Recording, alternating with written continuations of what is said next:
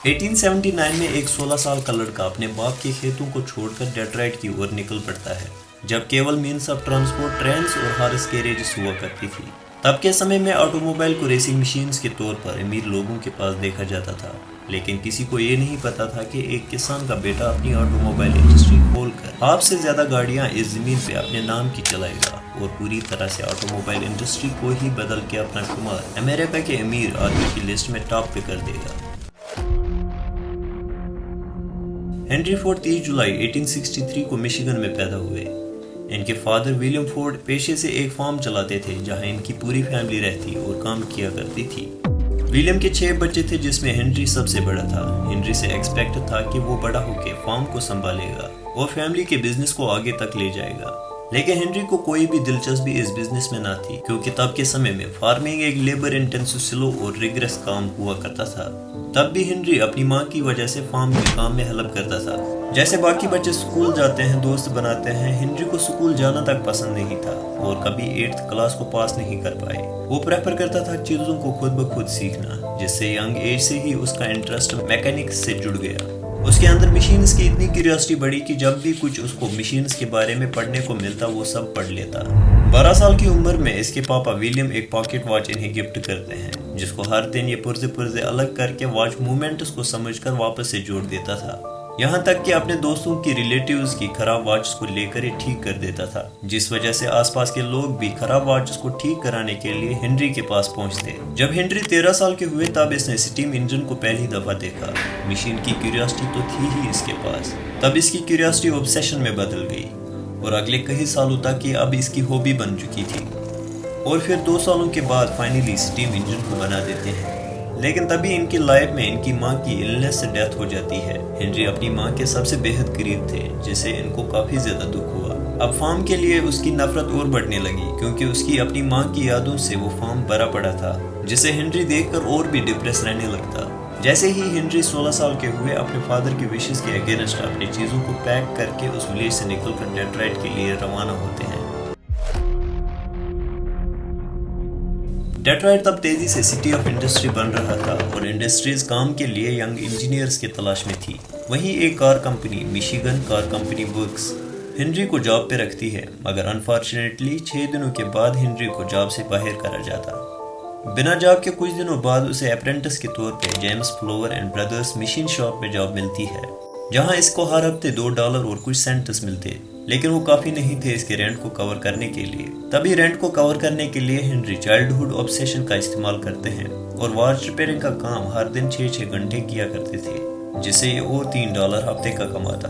बाकी जो इसके पास फ्री टाइम बचता उसको ये मशीन्स के लर्निंग और एक्सपेरिमेंट्स पे लगा देता। 1882 में जब हेनरी 19 साल के हुए, वो वापस से मिशिगन लौटने का फैसला करता है।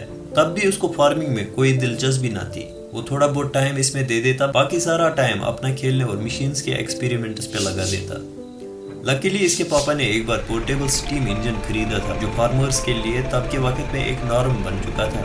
हेनरी अपना सारा वक्त उस मशीन पर लगा देता, जिसको ऑपरेट और ठीक करने में वो माहिर बन जाता। वहीं उनका एक नेबर इंजन को ठीक करते देख इसको $3 तनख्वाह देकर अपना स्टीम इंजन ऑपरेट करवाने पे रखता है और वहीं से फोर्ड का टैलेंट और हार्डवर्क ऑल ओवर मिशिगन फैल जाता है। जब ये बात district representative wasting house engine company के मालिक को पता चलती है, वो हेनरी को हायर करते हैं। अब वहाँ हेनरी का काम था स्टीम इंजन की रिपेयरिंग और सर्विस करना ऑल ओवर मिशिगन में। फिर 1885 में हेनरी क्लारा ब्राइंट से मिलते हैं और फिर दोनों शादी कर लेते हैं। हेनरी के फादर विलियम तोहफे में इनको 40 एकड़ जमीन गिफ्ट करते हैं। हेनरी उस लैंड को फार्म बनाने के बजाय अपने दीगर आइडियाज के लिए बचा रखता है। 1891 में हेनरी और क्लारा एक छोटे से अपार्टमेंट डेट्रॉइट में शिफ्ट होते हैं। उन्हीं दिनों हेनरी को गैस इंजन के बारे में एक ब्रिटिश मैगजीन से पता चलता है। ये इंजन पूरी तरह से स्टीम इंजन से अलग और बेहतर था। स्टीम इंजन को स्टार्ट करने के लिए इन्हें 30 मिनट तक समय कंबशन पे ज़ाया होता था। ये इंजन वो कंबशन इंटरनली बहुत ही जल्द कर लेता था। ये नया इंजन इससे यूरोप में जल्दी ही पॉपुलर हुआ, मगर अमेरिका में कुछ लोगों ने इसके बारे में सुना था। लकीली हेनरी उसी सिटी में एक आदमी से मिलता है जिसने एक ऐसा इंजन खरीदा था। हेनरी देखकर इस इंजन के दीवाने हो गए और समझने में लग गए कि कैसे ये इंजन एक इलेक्ट्रिक स्पार्क से शुरू और काम कर पाता है। इसको सीखने के लिए वो नाइट इंजीनियर जॉब के लिए एडिसन इल्यूमिनेटिंग कंपनी में अप्लाई करते हैं, जिस जॉब की मंथली सैलरी तब के समय में $40 थी। एडिसन इल्यूमिनेटिंग कंपनी तब के समय में डेट्रॉइट में सबसे बड़ी कंपनी थी और स्टीम इंजन की मदद से 1000 से ज्यादा घरों को बिजली सप्लाई करती थी। वहाँ हेनरी का काम था स्टीम इंजन्स की रिपेयरिंग करना जब भी उनमें कोई फॉल्ट आए, लेकिन जब मशीन्स ठीक से अपना काम करती थी तब हेनरी के पास फ्री टाइम होता था और वो उस फ्री टाइम में अपना फोकस इलेक्ट्रिसिटी की जानिब लगा देता। 1893 में हेनरी का बेटा एड्सल ब्रायंट फोर्ड जन्म लेता है और ठीक जन्म के 3 महीने बाद हेनरी को as a chief engineer promote किया जाता है एडिसन इल्यूमिनेटिंग कंपनी में। उसी साल के दौरान हेनरी अपना पहला वर्किंग गैस इंजन को बनाने में कामयाब होते हैं, जो इसके हॉर्सलेस ड्रीम का पहला कदम होता है। उसके बाद ठीक 4 जुलाई 1896 रात के 1:30 बजे फाइनली अपनी पहली एक्सपेरिमेंटल कार को गैस इंजन लगा के क्वाड्रीसाइकिल नाम देते हैं। क्वाड्रीसाइकिल को बनाने में इसने अपने गैस इंजन को 2 साइड बाइसिकल जोड़े थे। इसका ये एक्सपेरिमेंट कामयाब भी रहा, मगर इसमें कुछ इश्यूज थे, जैसे इसमें कोई रिवर्स गियर नहीं था, कूलिंग सिस्टम नहीं था, जिससे ये कार थोड़ी बहुत दूर चल के जल्दी ही हीट अप हो जाया करती थी। फिर हेनरी ने इस पर मल्टीपल एडजस्टमेंट्स किए, लेकिन सबसे ज्यादा जरूरी था कार में कूलिंग सिस्टम। थोड़े दिन बाद हेनरी इस कार को $200 में बेच देते हैं और उन पैसों को एक नए प्रोजेक्ट पे लगाते हैं। डेट्रॉइट मेयर के सपोर्ट से हेनरी अपना सेकंड एक्सपेरिमेंटल कार को बनाने की शुरुआत करते हैं और जुलाई 1899 में कंप्लीट कर देते हैं। ये कार अब पहली कार से बेहतर लंबी और वजनी थी। फिर एक सुबह डेट्रॉइट के वेल्थी मर्चेंट को टेस्ट ड्राइव के लिए कहते हैं, जिसका नाम विलियम मर्फी था। टेस्ट ड्राइव के बाद हेनरी इन्हें साथ में बिजनेस करने का कहते हैं। मर्फी के अंदर भी जुड़ने की क्यूरियोसिटी जागी। फिर दोनों हाथ मिलाते हैं और 5 अगस्त 1899 में डेट्रॉइट ऑटोमोबाइल कंपनी की शुरुआत करते हैं। लेकिन बदकिस्मती से ये कंपनी पहले ही साल में बहुत बुरी तरह से फेल हो गई, कई सारे वजहों से। हेनरी के आइडिया स्टेक होल्डर्स की लाइन में नहीं थे। वो अब भी कार्स के इम्प्रूवमेंट पे काम करना चाहते थे। विलियम और बाकी स्टेक होल्डर्स इन पर प्रेशर डालती थी कि कंपनी पैसेंजर कार्स को बनाए। एक और रीजन ये था कि कार्स को बनाने के लिए जो इक्विपमेंट्स इन्हें चाहिए थे वो ये बाकी कंपनियों से ऑर्डर करते थे, जिनकी डिलीवरी लेट होने के कारण इनका काम स्लो डाउन हो जाता था। इनकी पहली कार, जिसे डिलीवरी वैगन कहते थे, उसको बनाने में इन्हें 6 महीने का समय लगा और अपनी पूरी एग्जिस्टेंस में ये केवल 20 ही ऐसी गाड़ियां बना पाए। इन सब की वजहों से मर्फी और बाकी स्टेक होल्डर्स हेनरी को कंपनी से निकाल देते हैं। अब हेनरी पे कोई भी प्रेशर नहीं था। हेनरी अब खुद का अटेंशन रेसिंग कार्स की जानिब लगा देता है, क्योंकि रेसिंग कार सपोर्ट उस वक्त अमेरिका में धीरे धीरे पॉपुलर हो रहा था, मगर कोई भी उसके इस आइडिया पे पैसे लगाने के लिए विलिंग नहीं था, क्योंकि इसके फेलियर की वजह से जो डेट्रॉइट ऑटोमोबाइल कंपनी के साथ हुआ।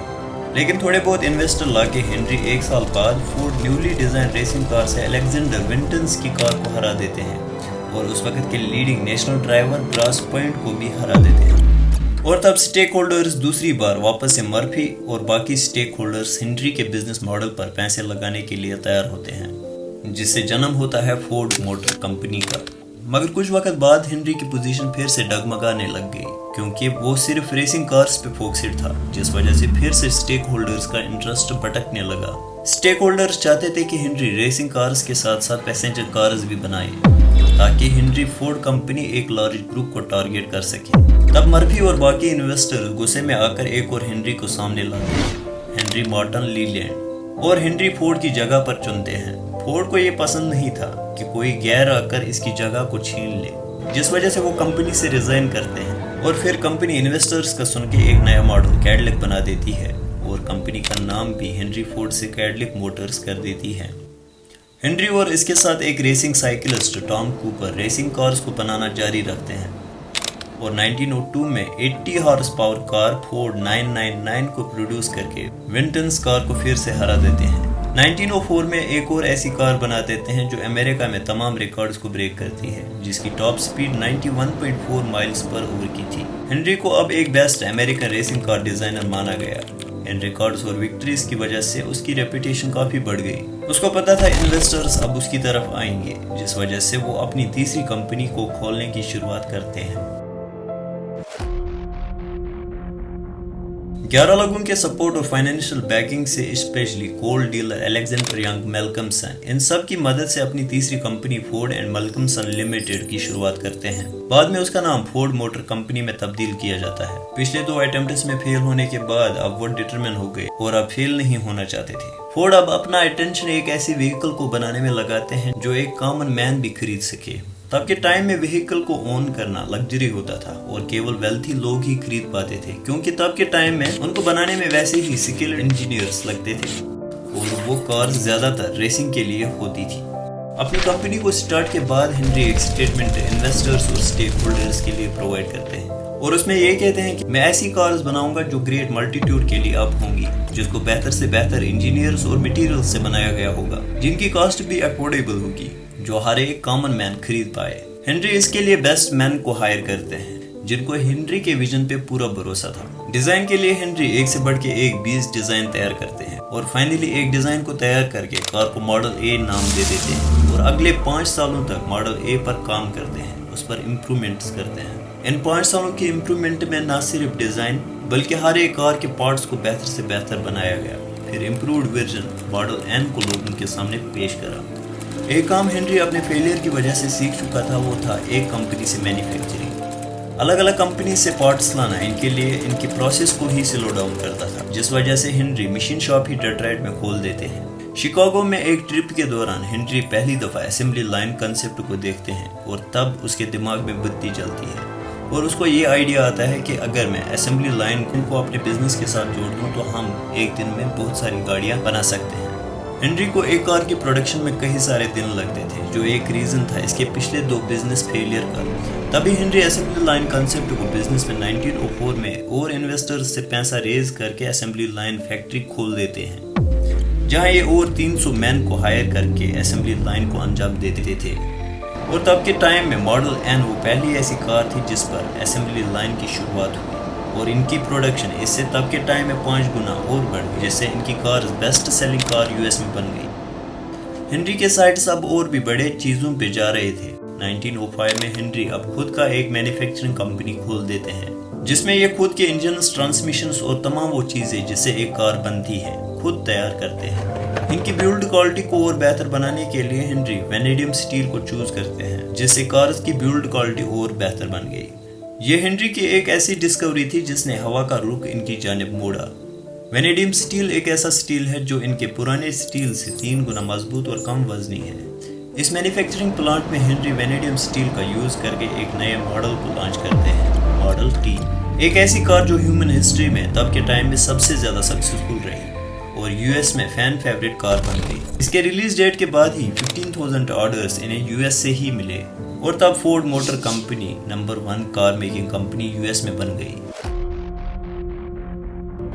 मॉडल टी की डिमांड से हेनरी को रियलाइज हुआ कि उसे एक बड़ी फैक्ट्री की जरूरत है जो एक दिन में कई सारी गाड़ियां तैयार करे और तब 1910 में हेनरी हाईलैंड पार्क मिशिगन में एक और प्लांट बना देते हैं, जहां सेवरल एक्सपेरिमेंट्स के बाद असेंबली लाइन को कार्स बनाने में लगा देते हैं, जिसमें कार्स को स्टेप बाय स्टेप प्रोसेस से गुजरना होता था, जिससे 12 घंटे का काम 90 मिनट्स में रिड्यूस हुआ। 1910 से लेकर 1916 तक मॉडल टी की प्रोडक्शन 20,000 से 1 मिलियन पहुंची और तब जमीन पे हाफ से ज्यादा कार्स फोर्ड के नाम से थी। मॉडल टीज की ज्यादा डिमांड से वो अच्छे प्रॉफिट्स जनरेट कर रहा था। फिर डिमांड को और बढ़ाने के लिए वो प्रॉफिट्स को कम करके कार की प्राइस को रिड्यूस कर देता है। जो कार पहले $800 में बेची जाती थी अब उसको लेस देन 400 में बेचा जाता और इससे हेनरी की सेल्स काफी हद तक बढ़ गई। लेकिन तभी असेंबली लाइन में एक प्रॉब्लम आ गई। वर्कर्स वहां पे अब खुश नहीं थे क्योंकि हर रोज सेम काम उन्हें एक बोरिंग टास्क लग रहा था, जिसे वो फोर्ड को छोड़कर बाकी कंपनियों में जाने लगे। इसको कम्बैट करने के लिए हेनरी वर्कर्स के वेजेस को डबल कर देता है। बहुत सारी कंपनियां इसकी इस स्ट्रेटेजी पे हंसने लगी क्योंकि उन्हें ये लगता था कि डबल वेजेस की वजह से जल्दी ही ये कंपनी बैंकरप्ट हो जाएगी, मगर हुआ इसका opposite. All over country mechanics अपनी जॉब्स छोड़कर हायर वेजेस के पीछे आए और फोर्ड्स को ज्वाइन किया। अब हेनरी और टैलेंटेड काम करने वालों को हायर करते हैं और इन्हें डबल वेजेस के साथ साथ इन्हें वर्किंग ओवर्स में 1 घंटा आराम के लिए भी दे देते हैं। और तब बाकी कार मेकिंग कंपनियां वर्कर्स के भागने के डर से अपने वर्कर्स की वेजेस को डबल कर देते हैं। हेनरी ने अपने आइडियाज और हार्डवर्क की वजह से अपने बिजनेस और मैन्युफैक्चरिंग वर्ल्ड को ही चेंज कर दिया ऑल ओवर यूएसए। वो कहते हैं कि इंडस्ट्रियलिस्ट के लिए एक रूल है और वो है make the best quality goods possible at the lowest cost possible, paying the higher wages possible. 1919 में हेनरी फोर्ड अब तंग आ चुके थे कंपनी में इन्वेस्टर्स के इंटरफेरेंस से, जिसे वो उनके शेयर्स खरीदने का डिसाइड करता है, जिसका नतीजा ये निकला कि बहुत सारे लोग मिलियनेयर बन गए। मगर इससे हेनरी एक solo owner largest automobile company के बन गए। बाद में हेनरी अपने बेटे एड्सल ब्रायंट फोर्ड को कंपनी का प्रेसिडेंट बना देते हैं, मगर वो हेनरी ही थे जो कंपनी को चलाते थे।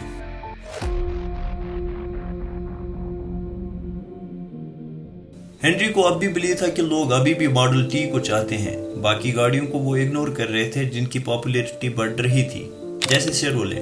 वो बाकियों की नहीं सुनता था, जैसे बोर्ड ऑफ डायरेक्टर्स वगैरह। इवन वो अपने बेटे तक की नहीं सुनता, जब उसने ये भी कहा था कि हमें अब नए मॉडल को रिलीज करना चाहिए, मगर वो हेनरी थे जिसने मना करा। लेकिन 1920 आते आते हेनरी अब डेक्लाइनिंग सेल्स को इग्नोर नहीं कर सकता था और फाइनली वो मॉडल टीज की असेंबली लाइन को रोक देते हैं और एक नए डिजाइन पे काम करने लगे और 1920s में फाइनली मॉडल ए को रिलीज कर देते हैं। इस कार को बनाने के लिए हाईलैंड पार्क से कहीं बड़ी फैक्ट्री रॉक रिवर मिशिगन का इस्तेमाल किया गया। इस फैक्ट्री में रिफाइनिंग से लेकर फाइनल असेंबली तक काम किया जाता था। ये मैन्युफैक्चरिंग प्लांट वर्ल्ड का लार्जेस्ट प्लांट बन गया, जो स्टील, गिलास, टायर्स और बाकी कंपोनेंट्स जो एक कार को बनाने में लगते हैं तैयार होते हैं। लेकिन फोर्ड का डिसीजन मेकिंग पर वन मैन कंट्रोल सक्सेस के लिए अब फार्मूला नहीं रहा और 1936 आते आते Ford motor company US market में तीसरे प्लेस पर आ जाती है। तब हेनरी एक और डिजाइन दे देते हैं V8, मगर वो चल नहीं पाता। ग्रेट डिप्रेशन में फोर्ड की हालत और ज्यादा बुरी होने लगी, जिससे वो वर्कर्स को रिड्यूस करता है और उसके बाद 1943 में हेनरी के बेटे की स्टोमक कैंसर से डेथ हो जाती है और अगले 2 सालों तक फिर भी कंपनी को आगे चलाते रहे। फिर एक दिन बिजनेस का कंट्रोल अपने ग्रैंडसन हेनरी सेकंड को सौंप देते हैं। बाद में 7 अप्रैल 1947 को उनकी सेरेब्रल ह्यूमरेज की वजह से डेथ हो जाती है। आज के वक्त में फोर्ड की मार्केट कैप्चर वैल्यू $70 बिलियन है, जो आज भी दुनिया में सबसे बड़ी कार कंपनियों में गिनी जाती है। एक किसान का बेटा जिसने इतने सेटबैक्स, फेलियर्स और ट्रबल्स के बाद भी हार नहीं मानी, अपने पैशन का पीछा किया और एक फोर्ड जैसा एम्पायर खड़ा कर दिया। ये थी आज की कहानी। एक और बात, अगर आप अभी तक वीडियो देख रहे हो तो thank you so much, but हमेशा याद रखना, इंसान अपने फेलियर्स पे रोना नहीं चाहिए बल्कि उनसे सीखना चाहिए। Thank you all for watching. Make sure to like and comment.